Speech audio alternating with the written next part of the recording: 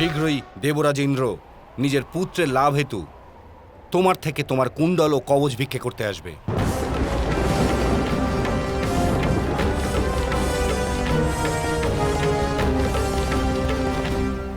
আমার কবচ আর আমার কুণ্ডল?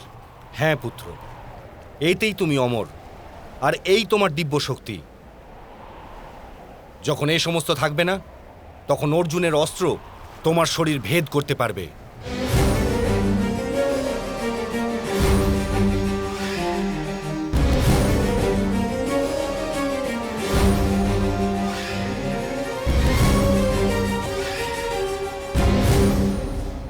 কিন্তু অর্জুনের অস্ত্র কি আমার শরীর পর্যন্ত পৌঁছতে পারবে পিতাশ্রী? পাথরে যদি ভগবানের মূর্তি প্রস্তুত হয়, তবে সেই পাথরের দৈবগুণ তার কঠোরতা নয়। আমার সামর্থ্য আমার বাহুবলে রয়েছে, আমার ধনুর্বিদ্যায় রয়েছে পিতাশ্রী।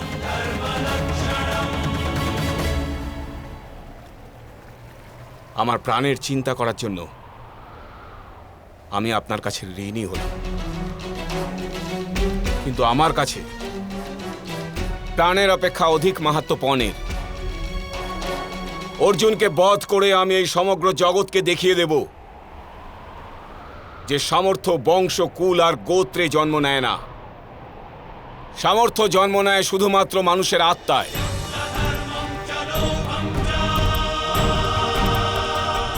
যদি দেবরাজ ইন্দ্র এটা না জানেন, আর ওনার পুত্রের আমার ধনুর্বিদ্যা অপেক্ষা অধিক ভয় কবচে থাকে, তবে আমি আমার এই কবচকে ভিক্ষা ব্যতীতই খুলে ফেলতে প্রস্তুত।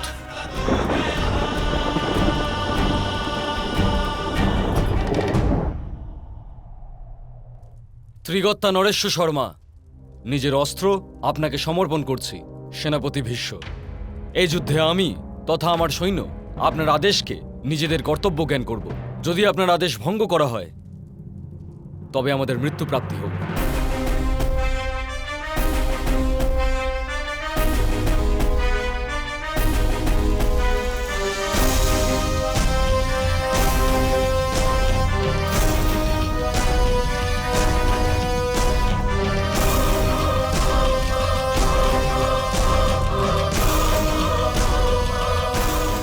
পুত্র দুর্যোধন, অঙ্গরাজ কর্ণ এখনো পর্যন্ত আমার সম্মুখে নিজের সমর্পণ প্রদর্শন করেনি।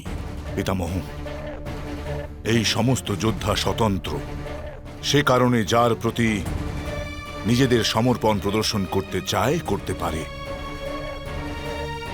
মিত্র কর্ণের বক্তব্য, সে আমার প্রতি সমর্পিত। এই কারণে অপর কারো প্রতি সমর্পণ করতে পারবে না। রণক্ষেত্রে সেনাপতির আদেশই সর্বোচ্চ গণ্য করা হয়, আর প্রত্যেক যোদ্ধাকে সেনাপতির সম্মুখে সমর্পণ করতেই হবে। এটা ভুলে যেও না। তুমি এবং এখানে উপস্থিত সমস্ত মিত্র রাজার উত্তরদায়িত্ব আমার উপর আছে। নিজের মিত্র কর্ণকে বলো, যুদ্ধ প্রারম্ভের পূর্বে বিধিবৎ আমার সম্মুখে নিজের সমর্পণ প্রদর্শন করতে।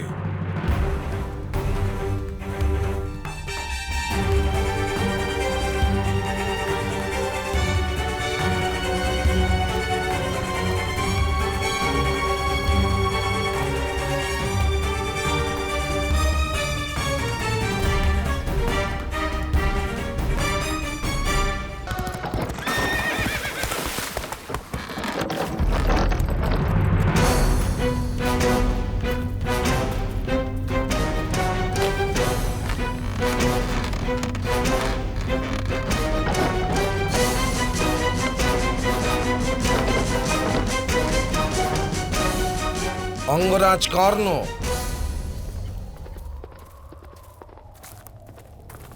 প্রণিপাত গান্ধার রাজ। প্রণিপাত। তোমাকে কাল প্রাতে মহামহিম ভীষ্মের প্রতি আমাদের সমর্পণ প্রদর্শন করতে হবে। এটা কি যুবরাজের আদেশ? না, এটা মহামহিম ভীষ্মের জেদ। আর এই যুদ্ধের জন্য মহামহিম ভীষ্মের সন্তুষ্টি আবশ্যকই বটে। আমার মিত্র স্বতন্ত্র হোক আর আমার ইচ্ছা অনুসারে যুদ্ধ করবে, সেটাই আমার জন্য আবশ্যক মামাশ্রী। আচ্ছা, আমার সামান্যতম সৈনিকও জানে যে মহামহিম ভীষ্ম অপেক্ষা বড় যোদ্ধা সমগ্র বিশ্বে আর কেউ নেই। উনি আমাদের পক্ষে আছেন, এই কারণেই আমাদের বিজয় নিশ্চিত। আমি চারটি দিগ্বিজয় করেছি গান্ধার রাজ।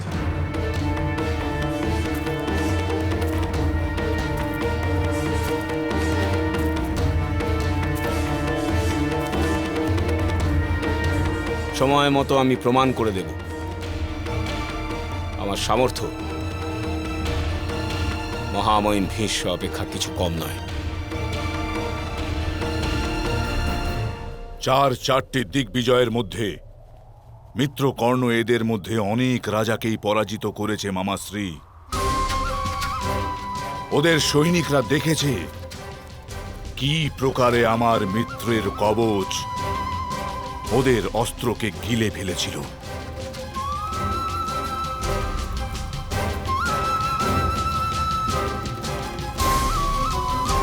মহামহিম ভীষ্মের সামর্থ্য অপেক্ষা অনেক অধিক।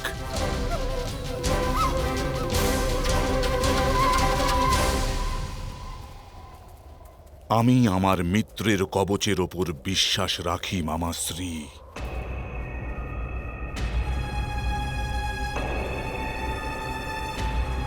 মিত্র, আমি পাণ্ডব এবং তাদের সমস্ত সেনাকে কবচ ব্যতীতই পরাস্ত করতে পারব।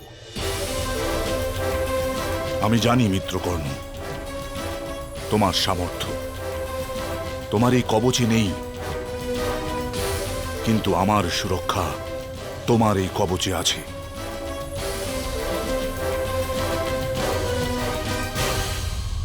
তোমার কবচ ব্রহ্মাস্ত্রকেও হজম করার শক্তি রাখে।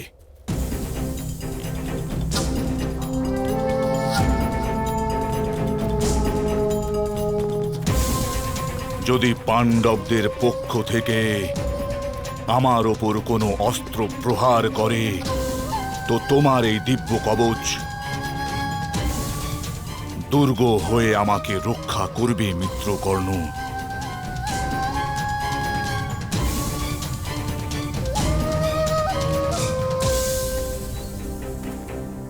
মিত্রকর্ণ, যতক্ষণ তুমি নিজের কবচের সাথে আমার আগে দাঁড়িয়ে থাকবে ততক্ষণ আমার মৃত্যু অসম্ভব। তোমার এই কবচের কারণে তুমি অপরাজেয় মিত্র, কিন্তু আমি অমর।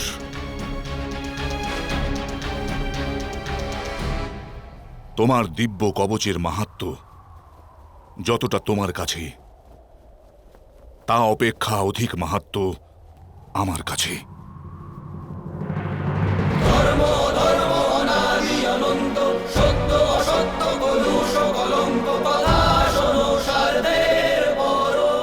শীঘ্রই দেবরাজ ইন্দ্র নিজের পুত্রের লাভ হেতু তোমার থেকে তোমার কুণ্ডল ও কবচ ভিক্ষে করতে আসবে।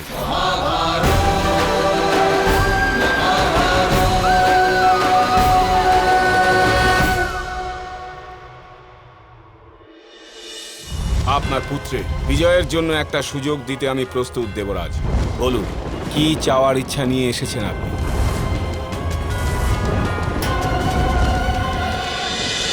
মহাভারত।